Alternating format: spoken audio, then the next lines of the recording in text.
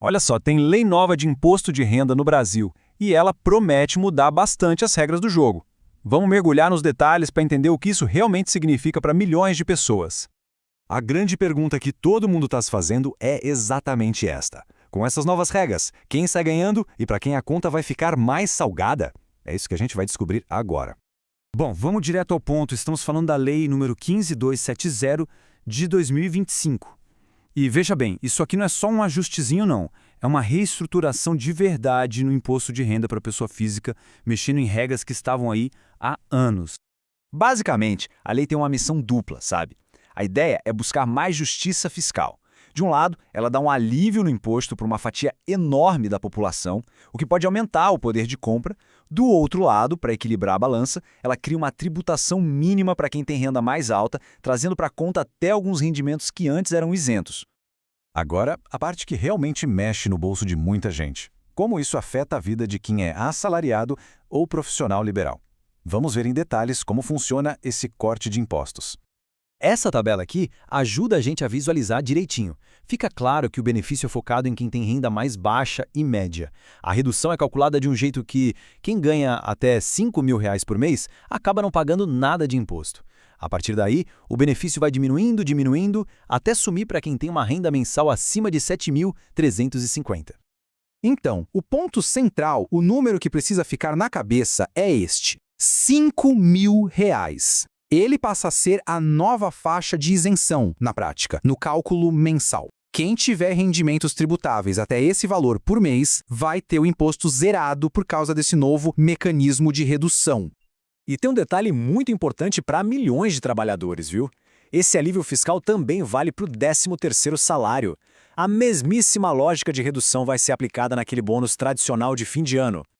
Certo, já vimos um lado da moeda. Agora vamos virar e ver o que acontece com agendas mais altas. Aqui a lógica é outra, é de inclusão, de criar um piso de contribuição para todo mundo.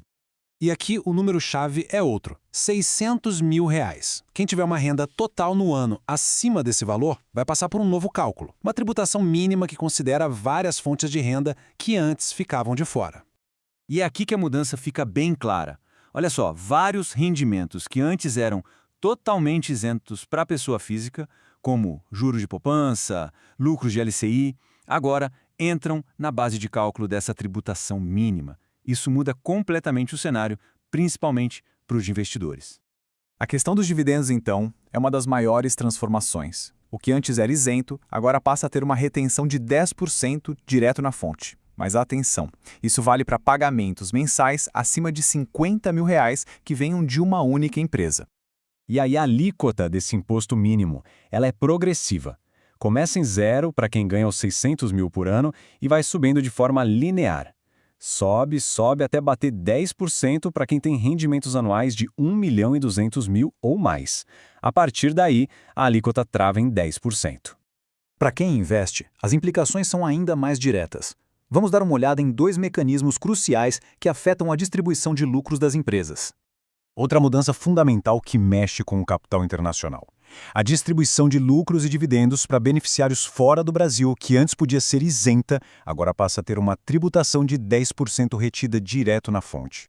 Agora, para evitar uma bitributação muito pesada, a lei criou uma coisa chamada mecanismo redutor. Pense nele como uma trava de segurança, sabe? Um teto para o imposto total pago sobre o lucro, somando o que a empresa pagou e o que o investidor paga.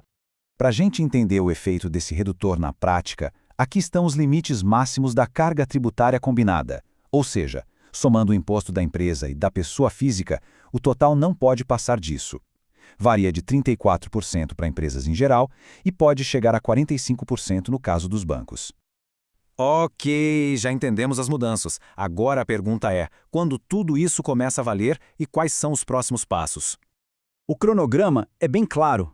Não tem muito segredo. A lei foi publicada em novembro de 2025 e passa a valer a partir de 1º de janeiro de 2026. O que isso significa na prática? Que a primeira declaração de ajuste anual que vai sentir o impacto de todas essas novas regras será de 2027, que é referente aos rendimentos do ano de 2026. Ah, e tem um ponto importante nos bastidores. A lei também pensou em compensações para estados e municípios. A ideia é garantir que eles não percam a arrecadação por causa desse alívio fiscal que foi dado para as rendas mais baixas.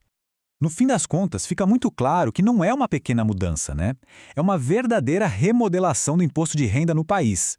E a grande questão que fica no ar é, para além dos cálculos individuais, qual vai ser o verdadeiro impacto de tudo isso na distribuição de renda, nos investimentos e na economia brasileira como um todo? É uma pergunta para a gente continuar refletindo.